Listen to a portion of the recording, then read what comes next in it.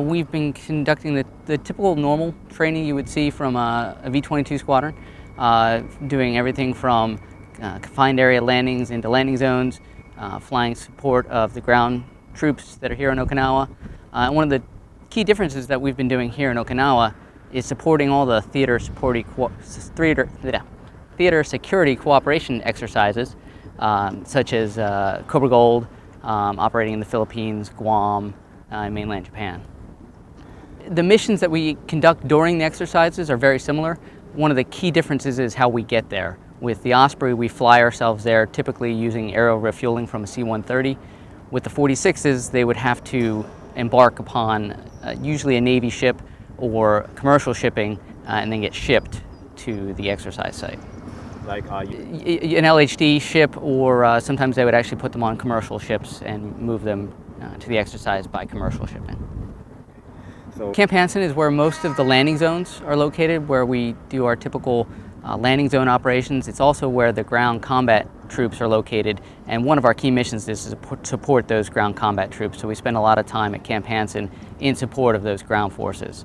One of the key capabilities that we have at Ieshima is a simulated amphibious landing ship area where we can practice landing on the ship prior to actually conducting those operations at sea.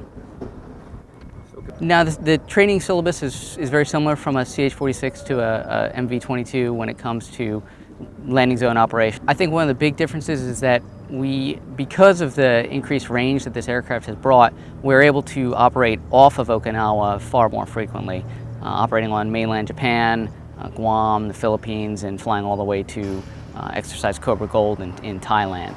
I think that's probably one of the biggest differences that you would see in day-to-day operations. From a capability standpoint, with the increased range, we have the ability to much more rapidly respond to humanitarian assistance or a disaster operation, or to any other contingency that we might be called upon to execute. Yes, correct. We can go about 700 nautical miles without refueling, and then with aero refueling we can extend that pretty much almost indefinitely, as long as we can keep the airplanes flying with pilots in the seat. With the 46, they can go about 200 to 300 miles before they have to stop and refuel. So if they're going to go any significant distance, they have to go via ship or have multiple fuel stops along the way. And in an island such as Okinawa, there aren't that many fuel stops on the way to anywhere from Okinawa. So far, we've operated out of Iwakuni, and one of the things we've primarily done up there has been navigation routes. Here on Okinawa, since the island is so small, we don't have the ability to fly longer range navigation routes over land, and we do have that capability up there at Iwakuni. It's one of the key skills we need to be able to move around any sort of country in which we would operate for contingency operations or disaster relief, and it's a skill that we practice regularly there in Iwakuni now, and back in the United States all the time. So far, we've been up there 2 times to execute that training, and we will return there as we need to. One of the key things that we try to do when we do these exercises, such as in the Philippines or in Thailand, is do that same similar type of training, that navigation route training. So if I do an exercise in 1 month, I may not need to go to Iwakuni that month because I got that training done already in Thailand or in the Philippines. I would think it would be no more than once a month, but it's going to vary from month to month. Some months it may be 3 times a month, and the next month it may be none. So it's going to vary by what the squadron is doing in that particular month. I think it's a great opportunity to showcase the capabilities that this aircraft brings to the Pacific area of operations. It drastically increases our capability to respond to contingency operations, humanitarian assistance operations, or disaster relief operations. It greatly shrinks the amount of time it takes us to respond to those operations as well. And for the squadron, it's a privilege and a great opportunity to be the first to be able to do that. So some of the missions that we're capable of doing would be to provide water, food, and other humanitarian supplies in the event of a disaster or a natural disaster or other event that would require assistance. We can also very rapidly deploy combat troops over greater distances in the event that we need to respond to a contingency.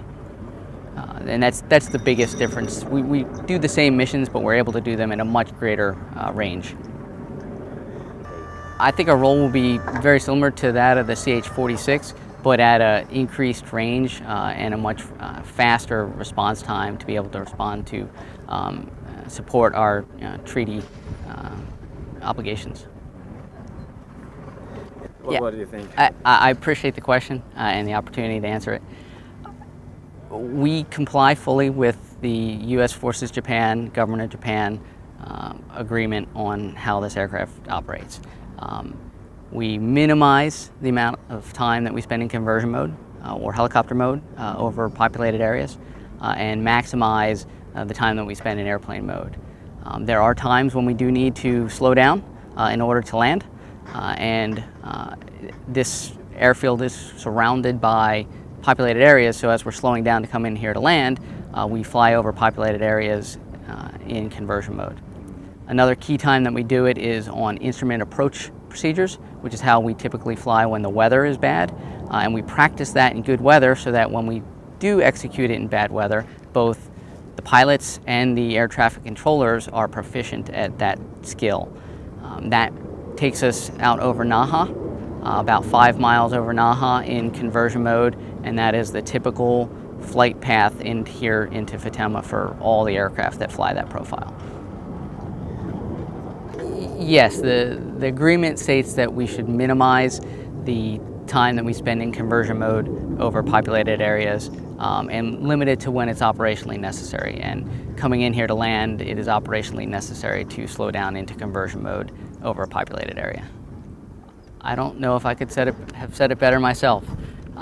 Actually, I think you hit on one of the great advantages of this aircraft is that it can be flown as a helicopter when it's required and when that's the safest thing to be done, and it can be flown like an airplane when that's the smartest and safest way to operate the aircraft. And we are absolutely committed to flying the aircraft in the safest manner possible, and we vary which mode we're in, conversion mode or airplane mode, depending on the situation, the conditions, what air traffic control is telling us to do. The aircraft has a very long, proven track record, has one of the best safety records of rotor wing aircraft in the Department of Defense. And for me personally, I've got a 6-year-old and an 8-year-old son, and I would put them in the back of any one of these aircraft tomorrow.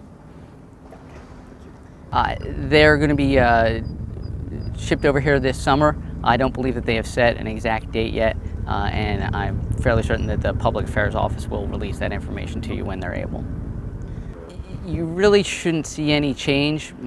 The cycle will be very similar, well, exactly to how it is now, in that one squadron will be assigned to MAG 36, the other squadron will be assigned to the 31st MEU, and will spend a significant portion of their time embarked aboard the ship operating from the LHD. So while you will have additional aircraft here, it would look just like 2 years ago when you had 2 CH-46 squadrons here. You'd have the same level of flying going on with Ospreys that you saw with CH-46s. We continue to support the exercises throughout the region, and I think we will continue to expand the reach of the aircraft and the ranges at which we're flying and the countries that we're visiting and conducting exercises with. Yes, I think we will definitely expand the area that you've seen this, in which you've seen the CH-46s operate, and that will be a gradual process. Over the next couple years, you'll see us reach further and further out in the Pacific region as we get more comfortable in the region, as we support additional exercises throughout the Pacific region. I think it will give the 31st MEU the ability to project their capability further in a shorter amount of time, but I think their typical operations that the ship and the amphibious readiness group conducts will be fairly similar to what they have been in the past.